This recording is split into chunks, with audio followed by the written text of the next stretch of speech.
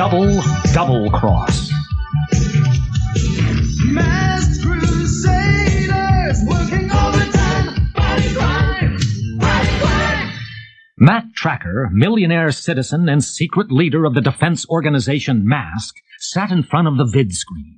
He was in contact with V.E.N.O.M, the head of Spectrum, a worldwide organization who often needed the aid of M.A.S.K to defeat the forces of the evil V.E.N.O.M. This is Dr. Namor. V.E.N.O.M informed Matt. We have reason to believe that he is about to pass information about our space dart interceptor to V.E.N.O.M. It is your job to stop him. So that evil V.E.N.O.M group are at work again, are they? Commented Matt dryly. We'll take the job. After hearing the details of the mission, Matt crossed to the main M.A.S.K computer. Scan the personnel files for the M.A.S.K agents best suited for this mission, he requested as the giant database hummed into action. Seconds later, the computer displayed the faces of the M.A.S.K agents required, Bruce Sato and Dusty Hayes. Seeing these faces, Matt felt confident. They're two of the best, he said to himself as he sent out the emergency bleeper calls. With the plans for the space dart interceptor safely concealed on microdots in his hollowed-out tooth, Dr. Namor walked through the P.N.A. security screens and into the car park.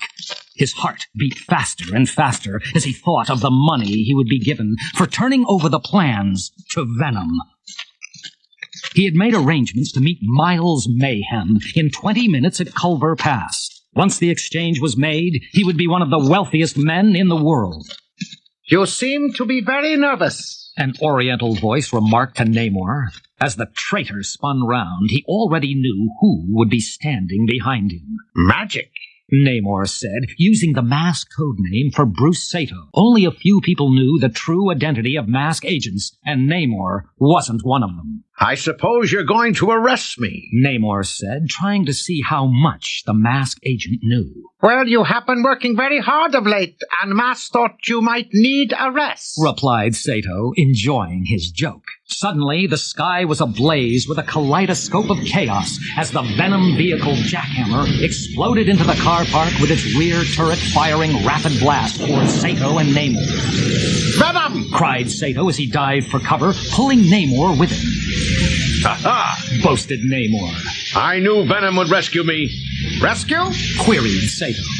They were sent to kill you and steal the information. Sato looked around at the lack of cover and continued. And unless backup gets here soon, they may do just that.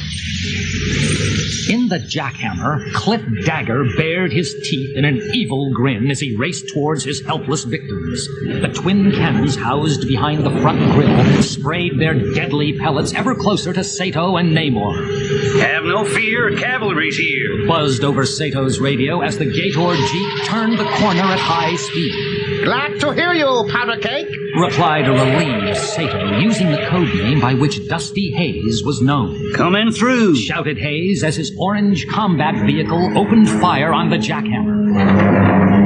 Dagger's fist slammed against the steering wheel in frustration as the Gator's energy ball hit the Jackhammer. Almost immediately, the entire electrical system in the V.E.N.O.M vehicle was damaged. Mr. Mayhem, sir. Dagger broadcast. We need backup. M.A.S.K are already here. Your task was simple, Dagger, replied the angry voice of V.E.N.O.M's leader, Miles Mayhem. All you had to do was get the microdot. High above the fast-developing scene of chaos, Mayhem piloted his Switchblade copter into position. If a job is worth doing, it's worth doing yourself, Mayhem thought to himself as he pressed the red button on his control stick. Immediately, energy bolts shot from the landing skids under the copter. Hayes pushed the Gator with all it could take and just managed to rescue Sato and Namor before the truck behind, which they were hiding, exploded as the V.E.N.O.M weapon tore it apart. Hold on to your hats, boys, warned Hayes as the Gator made a two-wheel skid around the car park corner and broke onto the highway. Hayes pushed his foot down on the accelerator and was pushed back in his seat as the Gator shot forward, right into the the path of the Venom Piranha.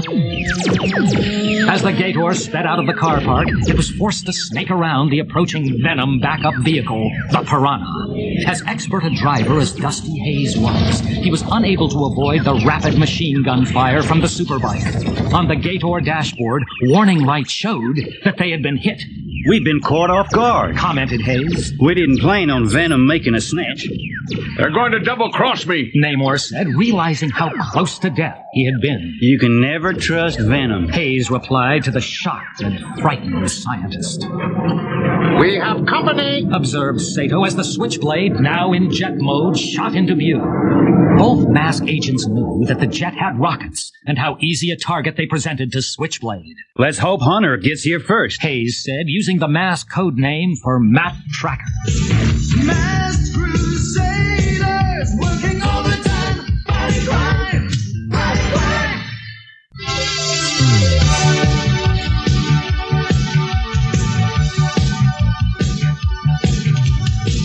Masked crusaders working all the time, fighting crime, fighting crime. Matt Trakker had been at the communication desk monitoring the operation when he heard through the radio that things weren't going according to plan. Within minutes, he was in the Rhino and racing towards the M.A.S.K agents. The data screens in the Rhino told him everything he needed to know. Mayhem's fired. Sato informed Hayes. I hope I have time to do this. Lift a fire. As Sato spoke, his M.A.S.K shot out a beam of energy and lifted a rock into the path of the approaching missile. Scant moments later, the rock was blasted into pebbles as the missile impacted on it. As soon as Matt saw the puff of smoke from the explosion rise above the horizon, he radioed his teammates. Magic, powder keg, are you all right? He asked, praying that they would answer. Sure am, boss. Hayes replied in his relaxed Texas drawl. It'll take more than that to stop us. Mayhem smiled to himself as he observed the scene below. The jackhammer had refired its engine and was back in the chase, as was the Piranha. Soon, the Gator would run out of road, and they would destroy the two M.A.S.K agents and then get the microdot. Mayhem's face broke into a grin as he thought about the power that would soon be his. Shucks, he's fired again, Complained Hayes as he pressed the emergency brakes. The Gator pulled to a sudden halt, pushing the trio of passengers forward and forcing the missiles to miss their target. He was going to kill me, Said Namor, finally realizing that the only way he would get out of this fix was by helping M.A.S.K. I'll do anything you ask. Just save me. He begged. Well, a few prayers wouldn't go amiss. Hayes replied with more truth than he would care to admit. Perhaps now you realize how evil Venom are. Sato said. He could see from Namor's white face, blank eyes, and sweat-streaked forehead that Namor understood. Now we're for it. Hayes observed. The Switchblades convert into copter form. That makes it very easy for Mayhem to pick us off. As they watched, the jet fighter changed before their eyes into a high-speed supercopter. Breathe easy, guys. Matt said over the radio as he pulled to a halt and launched the Rhino missile. As the missile exploded beside the Switchblade, Mayhem was knocked sideways. That air blast should keep his head spinning for days. Matt informed his friends. We still have Mayhem servants to deal with. Sato reminded them as the Venom vehicles charged towards them. Perhaps I can help. Offered Namor. They're shooting at us because of a microdot in my tooth. And if that microdot was destroyed, Finished Hayes. Painlessly, Namor removed the false tooth from his mouth. So small an object to cause so much trouble. Sato observed. Let's get rid of it. Sato took the tooth from Namor and threw it high into the blue sky. what you're seeing is the microdot being destroyed. Hayes radioed to Matt, knowing full well that Mayhem would be monitoring their conversation. Good thinking, Replied Matt. Now all we have to do is take these Venom vehicles apart. You will pay for that. Promised Mayhem as he took the switchblade into a power dive. Give them everything we have. He ordered his cohorts. We have nothing to lose now. Here comes Christmas, Joked Hayes as they made ready to beat off what they hoped would be the final assault. Code 3. Ordered Trakker as the Venom agents charged forward.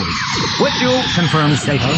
Sato then whispered to Namor to close his eyes. With their eyes closed, the trio in the Gator could hear the Venom agents drawing even closer, and their shots cutting into the mask armor. Ultra Flash, fire! Matt ordered as the Venom agents drew into range. It was then that Namor found out why he had been told to close his eyes, as a blinding flash turned the blackness into bright red behind his closed eyes. Got them! Confirmed Matt. Move out! Instantly, Hayes started the powerful Gator engine and began to pull away from the scene. With his two agents temporarily blinded by the Ultra Flash, Mayhem was forced to call off his attack and allow the M.A.S.K agents to race away with the scientist. Brat. Scowled Mayhem. They will still have the full plans for the Space Dart Interceptor in the P.N.A. building. All we were after was a copy. Although Mayhem didn't say anything out loud, everyone knew he was making a promise that next time would be different. The M.A.S.K agents drove direct to the P.N.A. security building and handed their prisoner over. I guess I should be angry that you caught me. Namor said just before he was led away. But after that taste of what Venom can do and how they do it, I'm glad that you stopped me. A world ruled by Venom would be an ugly place to live. We're glad that you have learnt your lesson, replied Matt.